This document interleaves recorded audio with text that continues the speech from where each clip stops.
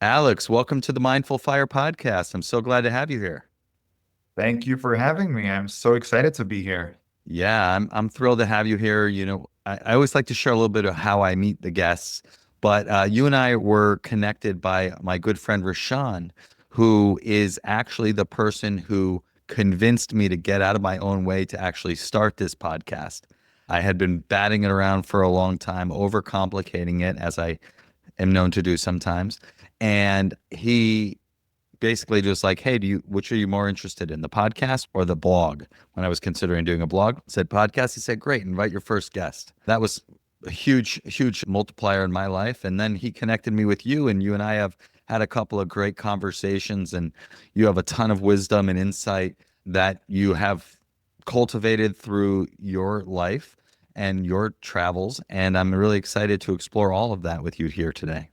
Yeah, and a ton of desire to share and be useful to people. And I feel that's one of the core definitions of entrepreneurship, the distance between the intention and the actual action. So, like, just, oh, I want to do this. Okay, what's the first step? Boom.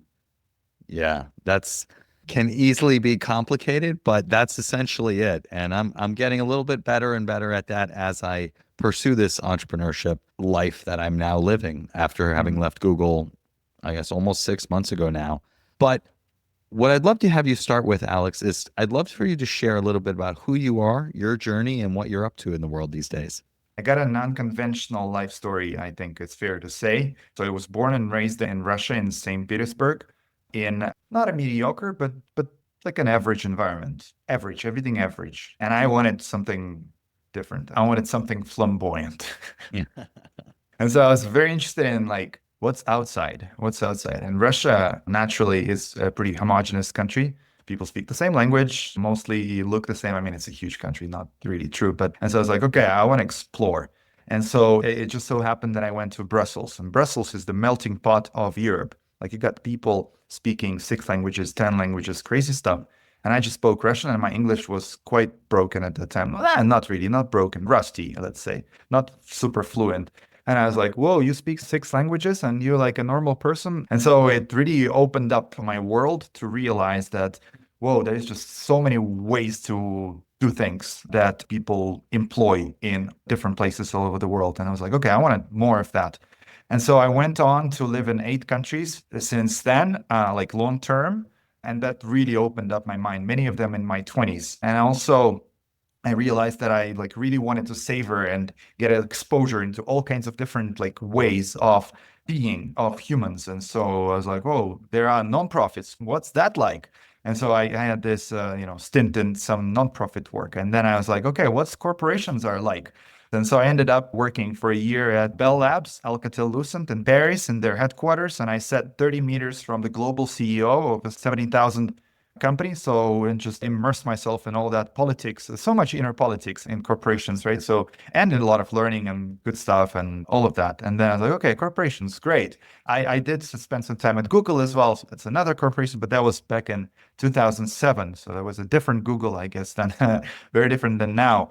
And I also even ended up working in the Mexican government as a federal employee on a constitutional reform in telecommunications, which is, one of my educations, what I studied.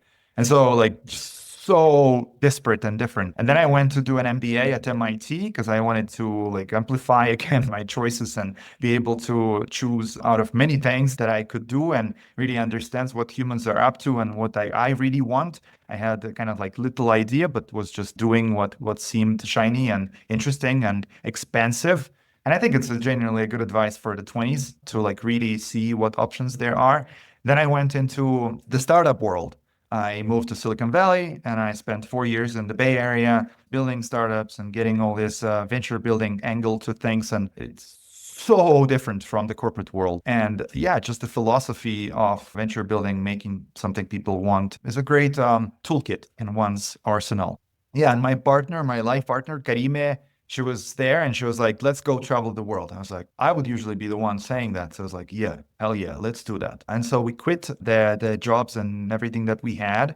We let go of the apartment we were renting, beautiful apartment. And then we also packed all our stuff, sold a bunch of stuff, and packed into one carry-on each to actually travel the world for a year or a year and a half. with just one carry-on each person, which was a bold move. And that was the beginning of, shedding identities and realizing that so much more than the title in LinkedIn that I have. Let's put it this way. And little did we know that it coincided with COVID. Like literally, I flew back home to Russia to change my passport. At that time, it was expiring. And then borders started closing. Like literally, I had to hop on the last plane out of Russia to reunite with my partner, with my wife, Karime. It was the last airplane that was coming out of Moscow. And I was in St. Petersburg. I remember waking up in the morning. I somehow talked to a friend, and I'm in this Airbnb and still paid for many days in advance. And I talked to this friend and I opened the news, and it's like, this midnight, the air flights are just canceled from this country. And I was like, oops, what do I do? And so I check out, and there is this last plane at 6 p.m. It's 10 a.m. and I'm in a different town. So I literally pack my stuff, tell the Airbnb person that I'm leaving, hop on a taxi, buy the airplane tickets from St. Petersburg to Moscow, and then Moscow to Mexico City in the taxi, hop on that plane, and that's how our trip started. So we did a year and a half of traveling all over the world. We did 15 countries maybe. And we had this like super ambitious plan, 50 countries. In some countries, 3 days, and then move on to the next country for 7 days and things like that. But in reality, life itself shaped this trip into completely something else, where we would just arrive and not know where else to go. Everything's closed. You open this map, everything looks red and orange, and maybe like 1 or 2 green countries. And we're like, there, we go there. So that's how we chose countries. We would spend like a month and a half in each country. That was an amazing process of shedding a lot of identities, just stripping all the way to, I'm just this person, this awareness, this perception, and things are happening in life, and that's all about it. I'm not a particular titles. Like my title at the startup was, I think, VP, Vice President of whatever, business development. Such a self-inflation game we play, isn't it? And so having that title stripped, this MIT MBA stripped, who cares about your MIT MBA in, the middle of Morocco? And so that was a beautiful process of shedding identities and coming back to what's within, which is this idea that I feel stops us a lot of times when we are in the middle of our career or some kind of an employment. And the idea is that, okay, I know this is what I'm doing is not really ideal for me. There's this and that. Honestly, I don't really know, if not this, then what? And that I feel stops us a lot. And that stopped me a lot. And so the idea of that world trip was to really ask myself that question and to see if I can answer that. And little did I know that this rabbit hole goes deep, man. And then to finalize to your question, so what I'm up to now, it's been 5 years since that trip. I can say that. And it took me 5 years of entrepreneurial journey into figuring out what these things like purpose and mission and zone of genius, superpower and talents and unique gift and life's mission and all that stuff that sounds so fluffy and that so few people can actually define, especially in a simple way. So I guess I could say I figured it out. And so I've been aligning myself with that truth, and that brings a lot of satisfaction. That brings a lot of joy of living, and that brings a lot of high excitement levels throughout the day. And that's what people call flow, right? When we're so happy doing what we're doing that the mind just quiets down, like a childlike awe just from the activity we're doing, like losing ourselves in the activity. That's it. That's the flow. It's actually so simple. And so what I'm up to is my own entrepreneurial journey now around many different topics. I've become kind of like a polymath and very prolific in the amount of stuff that I produce and create, all of it from this place of excitement. It almost sounds too good to be true, to be honest. Like I'm digging it. I'm loving it. It's so good. Like I'm now a visual artist. Never in my life I thought I would call myself that. Turns out it's always been inside. It's always been like a seed of potential that's been there. I mean, if I had proper guidance, if I had someone actually speak to me through these things 20 years ago, I could have uncovered it, but I didn't. it took me 40 years of my life to get to where I am. Purpose discovery, mission discovery, conscious communities, impact entrepreneurship, venture building playbooks, sticker art are among some of the things that I do. Very cool. Well, I appreciate you sharing that journey. I mean, cool to hear going all the way back to when you were a kid in St. Petersburg and your desire to see more and experience more. And there's the beautiful art. Yeah, I remember you showed me that last time. That's so cool. Yeah, and so just that desire to experience more of what the world has to offer, and then going and having these different experiences in corporate and nonprofit and startups, and then ultimately leaving that all behind to travel the world with your wife. You mentioned a few times this idea of shedding your identity and how this trip helped you do that. I'd love to hear you talk a little bit more about what that process was like, and after you shed the identity, then what? Beautiful question. Thank you. Yeah, it's a whole process. Like, it's not that identities are bad, Like, I just called myself a visual artist, right? That's an identity. But there is a subtle difference there. One difference is that calling myself a visual artist sits well. Like, I say it and there is inner peace. I'm like, oh yeah, I am on a mastery path of being a visual artist. But not like I would imagine what a visual artist is if I was told that like 10 years ago or 5 years ago, but in a way that is unique to me. My visual artistry is sticker art. Like, I would never guess that with just like, oh, what kind of a visual artist could I be? It would not come up. It's a process of understanding what I like. It's just so simple. It's what naturally wants to get born. Like, actually loved stickers even 10 years ago, but I overlooked it. I was like, ah, whatever. But it actually mattered. It actually popped up in my mind and my consciousness and my awareness for a reason.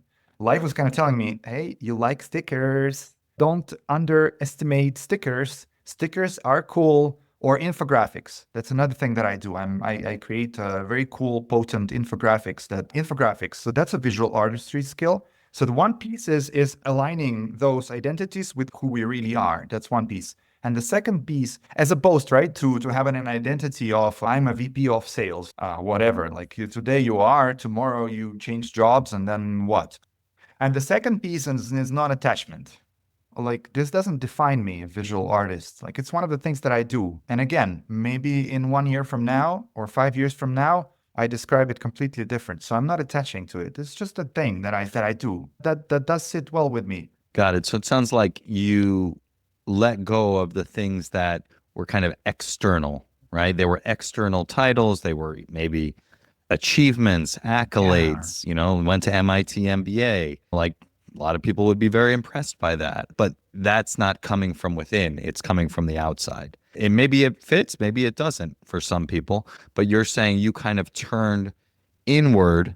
And on this trip, you had a lot of time and a lot of experiences that helped you connect with yourself. And you were able to turn inward and listen to what wanted to come up there and identify new identities that felt more aligned. Am I hearing you correctly? Yeah, you nailed it. I think you're spot on. That's exactly it. It's the shift from the external validation to the internal validation. Got it. And again, I don't want to say that, whatever titles or education should be thrown to the garbage bin and it's all fake and it's all unreal. No, it isn't. It's more subtle than that. For example, this MBA MIT thing that you mentioned. So the MIT MBA, yes, it's a name dropping thing. It doesn't really define me, whatever. Yeah, like when I go into the US at the border, when I did, while I was studying, a lot of the officers at the border, they would tell me, oh, MIT, you must be really smart. All of them almost said that thing. Whatever, there are just degrees of that in every human being. So I'm not attaching to that. But hear this out. My specialization when I was doing the MIT MBA, I was focusing on specific things. I was focusing on innovation. Like, literally, I had this certificate of innovative entrepreneurship as part of the MBA program. Then I was focusing on, innovation in video. I did a little bit of research there. I was focusing on human dynamics and social network analysis, how people, make decisions and how they behave and how that can be seen through big data before, AI became mainstream. So that I was drawn to naturally. That was super real for me. And so now as I bring myself back to the understanding of who I am, what I like, what I want to do, innovation is a big thing for me. Like that's part of my zone of genius. I innovate like crazy all the time. So it's this fine line, right? And this is super important actually. So it's not like all our past life experience has to be thrown out and I have to reinvent myself and be a completely someone else that is finally me, but not the fake one. No, in fact, a lot of the things, or maybe even all of the things that we were doing, are exactly tailor made for us. We chose them for a reason. But we need to uncover the hidden gems. Why did we do that? What exactly did we like there? What brought us there? And not only that, when we show up at the job or during, student years or whatever, one thing is what it's on paper, and another thing is what we actually did there. Because when we study, when we work, we always use our zone of genius. We cannot do otherwise. You know how some people are successful in school, at grad school, undergrad, through different means. Somebody is super studious, study the actual textbooks, and that's how they do it. Some others do not study textbooks. They talk to people a lot, and they get the nuggets of, life hacks from other people. That's how they do it, through networking. And so everybody's got their own strategy, which reflects their zone of genius. And so paying attention to that is the hidden gem, is the way to find that wisdom within. Yeah. So it's like paying attention, I think, is a key part of it. So paying attention to the path that you default to some degree. Whenever you have a challenge, how do you make progress? How do you overcome challenges? How do you make the things happen that you're trying to make? And that kind of speaks to your zone of genius. We've both thrown this term around a little bit here, Aleks. Zone of genius. Can you define that for people before we kind of explore it a little bit more? Yeah. I want to start by saying that there is so much fluff and so much confusion around all kinds of topics that are similar. Talents, innate talents, superpower, unique gift, skills, competences, abilities, zone of genius, purpose. There's just so much. Now, what is all of that? Like, is it the same? And so to simplify things in a way that it's just to the bare bones of it, it's really very simple. It comes down to what's natural to us, what we love doing, what we do the best as compared to other people. So if we were to like really pinpoint it and call it in the most simple words, because zone of genius sounds really cool, but then what is that? And why we even call it zone of genius? Because the big idea here is that everybody is a genius. We're all geniuses. So when people call somebody a genius, like Mozart or Leonardo da Vinci or something like that, I think it's a mistake to think that they are geniuses and somebody else is not a genius, because the human potential is the same in all of us. Like the acorn, the oak tree can grow from every acorn. It's the essence of our talents. It's our most pronounced, most outstanding talents as seen throughout other human individuals, right? So let's say that we have 100 talents each. And think about it. Is there anything that somebody can do that you cannot do? Not maybe at their level, of course. Like you can't compose music like Mozart, or you can't play like Michael Jordan, but can't you play basketball? Can't you play music? Can't you make music if you have the very basics of music theory? Yes, you can. Everybody can do everything, but not to the same extent. And obviously, there is nature versus nurture there, right? So if we never ever touch upon a talent that we have, then we don't develop it. And so it stays in its dormant potential. But naturally, all of us, we have specific talents that are our top talents, our outstanding talents. And so zone of genius is nothing else but that, something that we do really well, really well. And the magic happens when we are able to pinpoint that, to rediscover that, because again, it's always within. It's nowhere to get or to buy. It's in here. It's right in here. It's always been here. And so it's about spotting them. It's about articulating them, putting it into an actual phrase. And that's where the magic happens.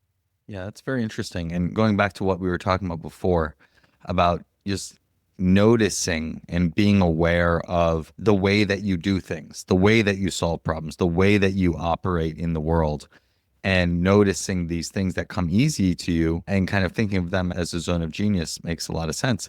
When I think back to what I consider my zone of genius or my purpose is creating opportunity through connection. And so that has always been a through line in my life. Even way back in the day when I was in university, I was doing a startup, trying to create opportunity through connection. I was trying to bring people together to do fun things in their town, make it easier for people to connect. And, I was always connecting friends together. And now I'm always doing these. Earlier this week, I was out doing my first workshop, first Ask What's Possible workshop with Google since leaving Google. And my first inkling is, let me bring people together. And every moment that I wasn't sleeping, flying, or doing that workshop, I was meeting with people and creating opportunity through connection. I saw probably 20 friends that I hadn't seen in quite a while. And it was amazing to reconnect with them. But when I think about my life and how I've gotten opportunities, how I've created opportunities from others, it was always through connecting people, bringing people together, making connections, all those kind of things. So I can see that that is my zone of genius. And that's always been there, like you said. I love it. I love it. So let's take this as an example and let me riff off that and highlight specific parts of that can take it even further for you and for everybody's listening, because this applies to all of us. Yeah, I think you're spot on. It does sound and feel like your zone of genius. It's also important to know that it's not set in stone. It's always in a dynamic unfolding, in the sense that, so you basically phrased it in a certain way just now. You remembered episodes from your past life where you showed up like that. And naturally, when you do that, you can also connect with the feeling. Like, how do you actually feel yourself in those peak experiences where you really express yourself like that, the actual moments? And spoiler, it feels amazing. It feels so good. It feels exhilarating. It feels like pure excitement. It feels like you're on top of the mountain or something. It feels awe-provoking. That's what being in one zone of genius feels like. And so then another highlight, I'm like bringing awareness into some aspects of it, right? To fine tune it for you and to set it in motion even further, to because it's about accelerating our understanding of our zone of genius and our self-expression from that zone of genius. That's the name of the game. Mm-hmm. And then comes the monetization. And then comes the mastery, further and further mastery of that. So the way you phrased it is not set in stone. It's not like, you print it out, you put it in front of you or at your work desk, and then you like never ever revisit that again. Words is not your zone of genius. Words is a way to approximate it. Your zone of genius is you. You are your zone of genius. Words is a way to approximate it that is very useful because you can come back to it. But as you live your life, it will still keep unfolding.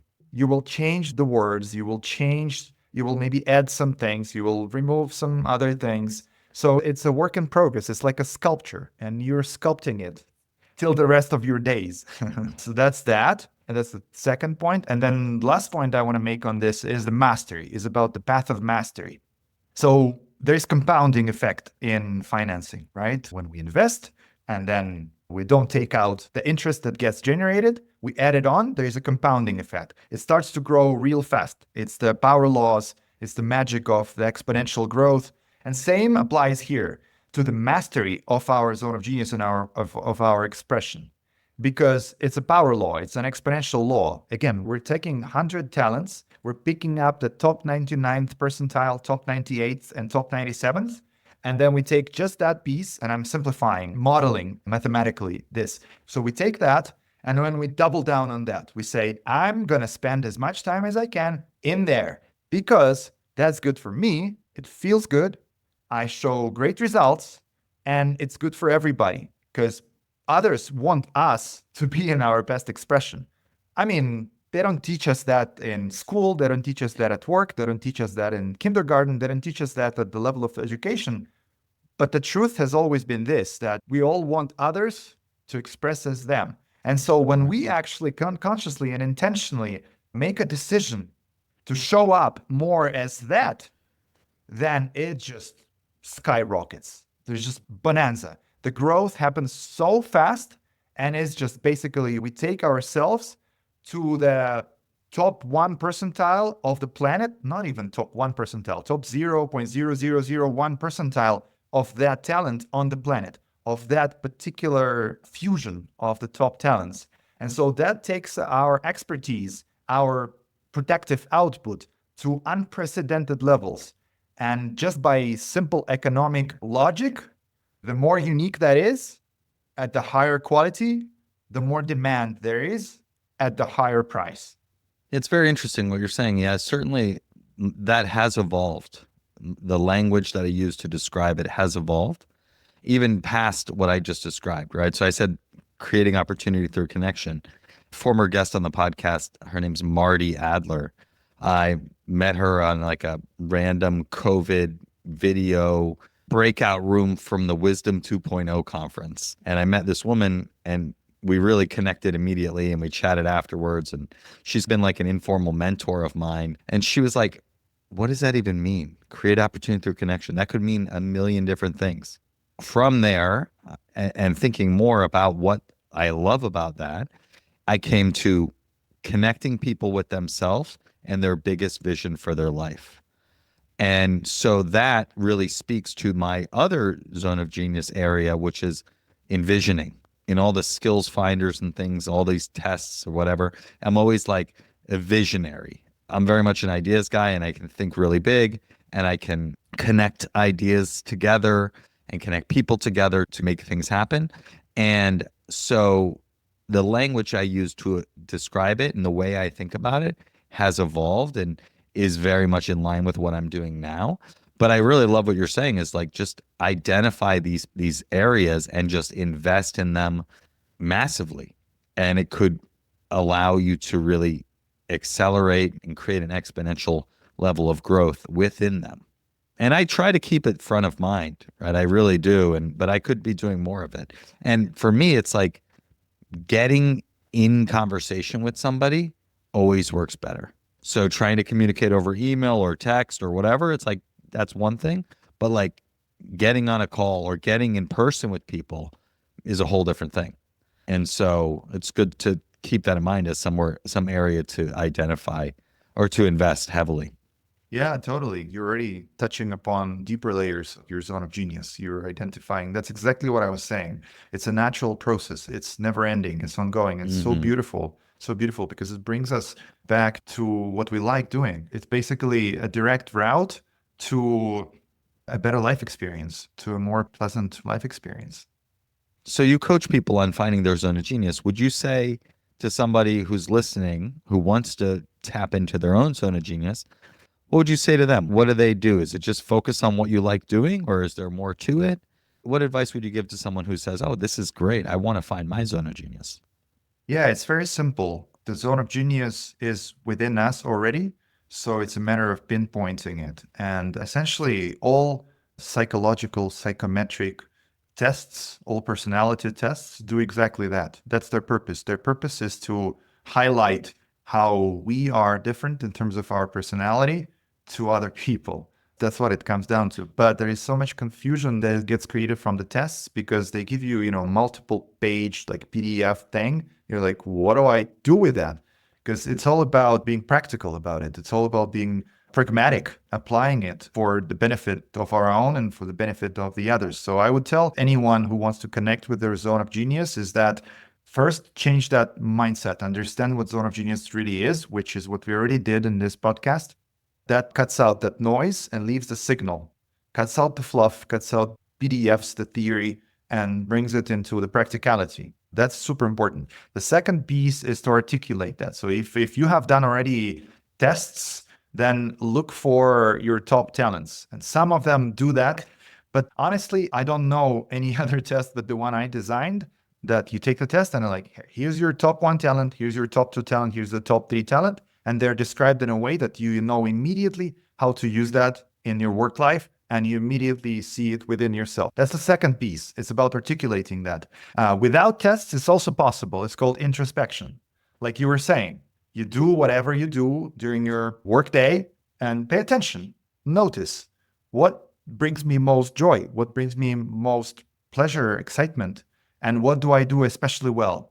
There is a tricky part there. What we love doing and what excites us the most is also most natural to us. So that a lot of times tricks us into thinking that, oh, everybody can do it. Like it's so easy. Or tricks us into thinking, oh, that's not valuable because it's so easy. Far from truth.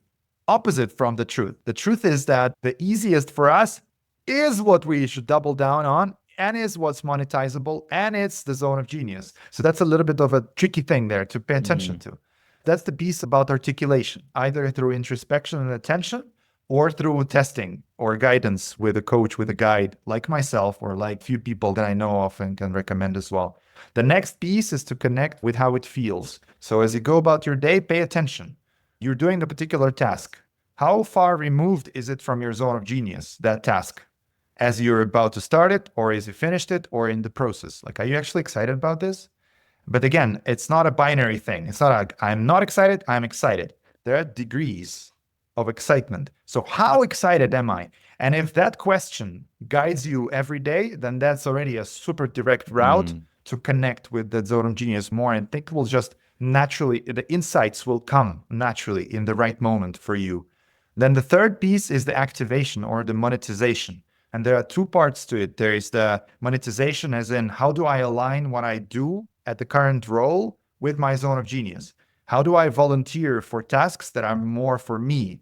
And how do I delegate some other tasks that are not for me?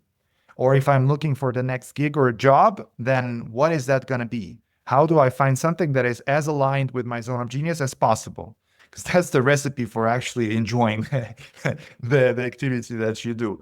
And then there is the path of mastery, like I was saying before, which is, okay, when you know your zone of genius, double down on that, learn a particular skill that goes exactly in line with that. So if you're saying you're a visionary and you envision things, how can you take your capacity, your ability to create visions to the next level? What kind of visions do you create? What do you work with? Infographics, ideas, structures? Do you speak it out loud? Do you draw it? Do you write it? What kind of envisioning do you do? What kind of frameworks for envisioning exist? Ask ChatGPT or AI, any AI model. I want to learn more about envisioning. Speak to it. This is what I understand envisioning is. Boom, boom, boom. You just free flow. Talk to it. Take me. What's my next level? How do I go from there? What one competency can I develop? Oh, this is a crazy prompt I'm going to give you guys. What's the one action, if repeated again and again, contributes the most or is the highest leverage for advancing my mastery of my zone of genius? Oh, you ask that and you get some good responses, and then you can, make your own choices. And Interesting. So yeah, this idea of focusing on excitement, what excites you. There was another guest on the podcast. Her name's Sarah McCrum, and she wrote a book, or she says the book came through her. It's called Love Money, Money Loves You. And I think she was on episode 73 and 75 of the podcast. But what she said is that focus on enjoyment as the metric of success, not money, not productivity, just enjoyment. How much do I enjoy this thing that I'm doing? And try to maximize that. Not intentionally try to maximize it, like forcing it, but just focus spending time on things that you are enjoying. And it sounds like that is a similar philosophy. 100%, 100%. That's the key. That's the code. They also call it follow the bliss or follow your excitement. Enjoyment, bliss, excitement, awe. These are all words to describe the inner feeling, how that feels, right? And we can use different words, but the truth of it is that it feels freaking good. It feels like, Yeah, I want more of that. I can't believe that this is happening. And there are degrees to it. And by following that thread, by following that path, we basically, climb that rope of excitement, which reflects as higher excitement levels throughout the day and higher frequency of access to those states and that stuff during the day. Very cool. Alex, one of the things that this podcast focuses on is crafting a life you love. And I know that you, coming back from this trip, have really, like you said, you shed the identity. You've been really focused on following the excitement and truly living intentionally, crafting a life you love. So I'd love to hear a little bit about how you do that, right? How you think about it, how you actually do it in your day to day. And yeah, any tips that the audience can take away to start doing it in their life in small and big ways.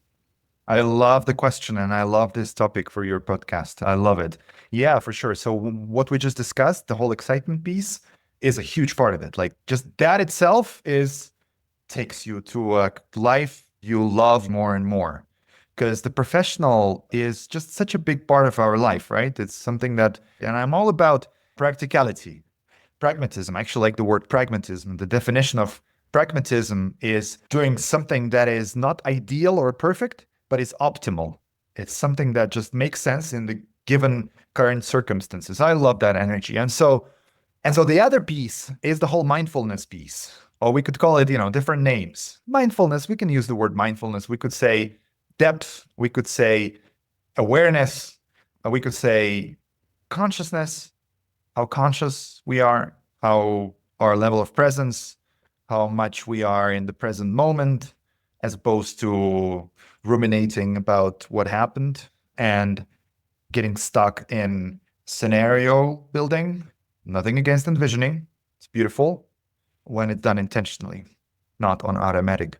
And so the way it reflects in our life, and I want to make it super practical. And this is something that is a very fresh idea. I haven't heard anyone else talking about it in this way, is quality of life. Because the more present we are, the more mindful we are, the more aware we are, the more intentional we are, the more conscious we are, the more quality opens up in everything that we do. And so excitement was the professional part.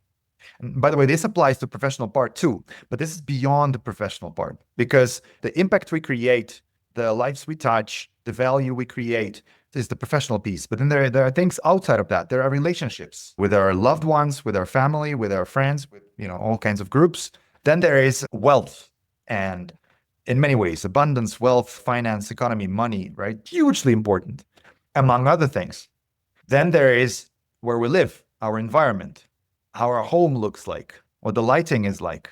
Can we touch the ground, walk on the grass like you can over there? Then there is also growth, spirituality, growth, just feeling like we're growing, feeling like we're not stuck in the same place, but we're actually advancing. When we feel like we're actually, spinning the wheels and not really growing, you know how that feels? That feels like stagnation. That feels like I'm stuck. I'm not advancing, but I want to. People are aware of it to different extents, but it actually matters to every human being a lot. Let's see if I'm forgetting any key aspect. I mean, there is sexuality, there is aesthetics, friend relationships. So there's like loved ones and there's friend relationships, many aspects of life. And so in all of them, there is quality. We experience certain quality of that aspect. And the depth, the awareness, the presence allows us to tap into deeper layers of that quality. It's directly correlated. It's directly proportional. It's the same thing. As the more aware we are of how we live, the more we realize that like, oh, there are this and this component and aspect of my home that I have actually ability to change and tweak and improve. And this is how I like things. But if we don't realize by definition, then we can't act on those things. And so working on mindfulness, working on awareness, presence, being in the present moment, all of that is a direct pathway to improving quality of life across all aspects of life. I have developed maps of quality of life that are super easy. It's just a PDF sheet. One can look at it and immediately see where they are because it basically shows where a human being can be. Everybody is somewhere on that map. And there's no test required. You just look at it and you're like, oh, okay, on wealth, I'm here. On impact, I'm here. On growth, I'm here. On love and relationship, I'm here. On home environment, I'm here. And things like that. So I'm happy to share the link. I have it in different languages even. And basically that can already like open the mind to, oh, okay, that's what's available for me. I want this. I want to set this as a goal to move from this box to that box. That's the second component. of crafting a life you love, basically choosing the environment you live in to be reflective of how you like things and acting Got on it. those. Okay. So we'll make sure to have that link in the show notes so people can check out that map and find out where they are and how they can move to the next level. All right, Alex, let's switch gears now into what I call the mindful fire final four. You ready? Let's do it. All right. So the first question is about envisioning, right? You've got a lot of different aspects of things that you're working on. Curious to hear about what is your big vision for, say, the next 5 years of your life? What are you super excited to make happen in your life? Well, I'm planning a move to Portugal, potentially south of Lisboa. That's one. And all my projects that I've been working on, they're converging into one meta project. Like all the pieces that seemed disparate and disconnected are part of the same thing. So basically, Mm, what I am creating, and it's already there, is an ecosystem of conscious living, an ecosystem of consciousness expansion, an ecosystem of improvement of quality of life optimization, of being in the flow, living on purpose, doing stuff that feels aligned and good and gives the feeling of I'm meant to do it. So it's a whole ecosystem and there are different modules to it and they all plug together. Basically, a person comes into that ecosystem and it's kind of like an inspiring alternative for living. So they zero in on their zone of genius. They see how that helps them align whatever they're doing in terms of professional life with their zone of genius. Then they see what areas like missions or tasks they want to take on, which with AI can be very powerful to essentially find a dream job quite quickly. I also do like a dream job consulting or sessions type of thing, dream job coaching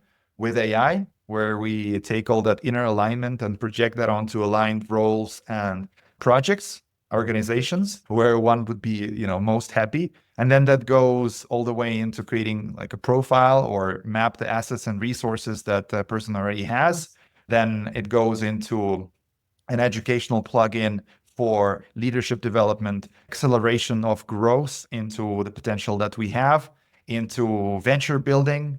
I've created powerful playbooks for entrepreneurship, how to start something from absolutely nothing, from zero, that is never zero, that is this that we have inside, all that abundance and beauty that just wants to come out at all times, nonstop, converting that into a startup because you are the startup. I am the startup. Everybody is a startup as founders. And that's what they call founder market fit, is finding that alignment and then creating out of that. It's a cornucopia. It's a cornucopia of eudaimonia, as I say. Cornucopia is abundance, that, horn of abundance that goodness comes out of. And eudaimonia is a life well lived.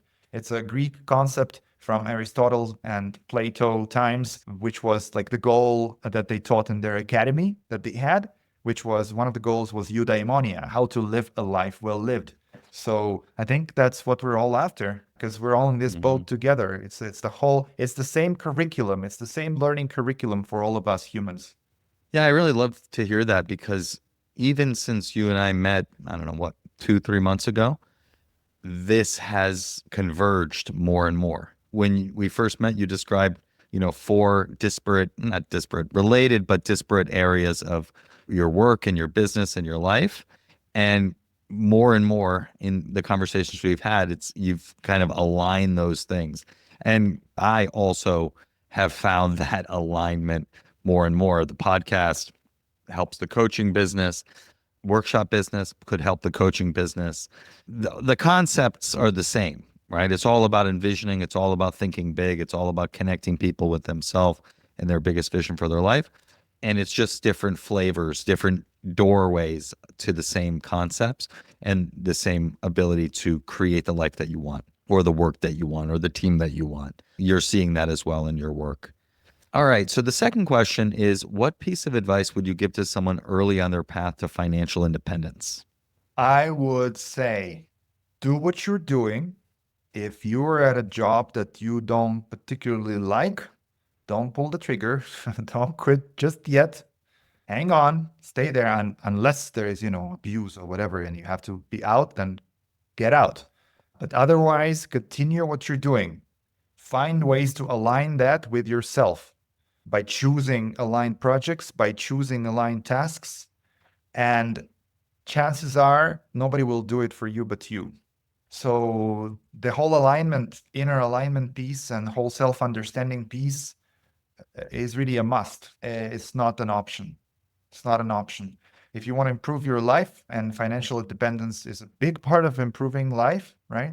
Wealth, as I said, is a hugely important part of life, not the only one, not the most important one, not like, oh, that we should go crazy about, but it is an important part of life, no doubt. One of the most important, we could even say, love, health, wealth, growth, I would say, maybe these four, or happiness, right? Which is the inner growth brings us happiness. And so don't quit, but start doing this inner alignment work, because the milestone that you're going towards is what they call creator economy, because we are all entrepreneurs, we're all creators. And it has always been so. We wake up in the morning, we create, and we are entrepreneurial. We do something. We don't stay in bed. We do something. So it's just a matter of waking that up within ourselves, all that immense potential and beauty and capacity and creativity and uniqueness, because we're all unique and we need all of us to bring that uniqueness into life so that we all rise together, we help one another, and we illuminate one another with all that beauty that each one of us brings. And so inner alignment work and creator economy and impact entrepreneurship is a way to financial abundance. And so this is the path for me. This is the path that I would recommend anyone early on this path is do what you're doing, find ways to grow what you're doing, find ways to align what you're doing so that you enjoy what you're doing as much as possible, and think long-term or medium-term to you as a creator that is creating out of you, because it's never been any other way, which from inside we create. Very cool. The third question is, what piece of advice would you give to someone getting started with meditation and or mindfulness? Okay, this is going to be a little unconventional. I would not recommend, the typical paths that people take. What are the typical paths that people take? There are three, I would say. One is to start meditating with an app. The second path is start doing yoga. And the third path is, I guess, like reading about it. Reading about it is a path people also take, like reading about spirituality or law of attraction or some of those concepts. And I wouldn't recommend any of these three. I would recommend my courses, actually, to be honest. Like, I mean, it's a commercial plug, I guess, but I don't know anything like a better entry point. The whole point is that meditation is not what you think. It goes deep, and it's like, there are the simplest things like collaboration. What is collaboration? Or what is self-understanding? Or what is inner growth? What is growth? What is meditation? It goes deep. And the point is that it's very important to learn someone who has gone through the depth. The tricky part is that we don't see how deep someone else is. We only see up until our depth. Like we can only see up until there. We can see that's like, how deep am I? How deep is Adam as compared to you listening to this? How could you tell? We can only see up until where we are. And then we kind of like peak and like, oh, deeper. Or it goes deeper than I can tell. But then how deep you can't see. And so that's the tricky part. But the deeper the person is, the shorter path to all the benefits of meditation and mindfulness they can bring about. So I'm not saying choose your guru, but I am saying you have to find someone as deep as you can. And how do you do that when you don't know how deep people are? Well, you got to do what you can. And what you can is that you find the deepest person you know of that sounds most embodied and least charlatan, and you ask them, who can I learn from? Who is the deepest person you know? You may even do, a few rounds of that, and you find someone. That's important. That's important because it's a long journey. It's a long journey. It's a lifetime journey. And so it's important to start off the right foot. And another one, real brief, is listen to your own intuition. Like if you resonate, it's about resonance a lot. So if you resonate with me, check out some more stuff that I have produced. Check it out. If you resonate with someone else, check out their stuff. Trust that. All right, Alex, the last question is, how can people connect with you online, connect with your work and learn more about what you're up to and follow along. Yeah, yeah. I have a ton of different programs that I've developed. You can check my link tree. It's very easy. Just go to my link tree and you'll see a bunch of free resources, a bunch of ways to engage, a bunch of containers. I do a ton of work because I really want to be useful to all of you, to anybody who wants to receive from me. And the most effective stuff is to work with me one-on-one. That's personalized. That's, the short path. That's the shortcut. That's the life hack that is the most conducive to actual results, because I'm not into spiritual entertainment. I am into results. And a lot of people out there are into hooking people to their products for as long as possible. I have nothing against therapy and therapists. I love it. I recommend it, especially to people that are starting off. But think about the business model. All language courses. Basically, the business model is that you start and you never finish. Right. Years and years and years and years of monthly subscription. And I am a proponent of result-based work. Link tr.ee/integral evolution. Okay, perfect. So we'll make sure to link that in the show notes as well. Aleks, I love this conversation. Thank you so much for being here and sharing your wisdom with the audience. I'm sure you got a lot out of it. I know I learned a bunch. So thank you for being here.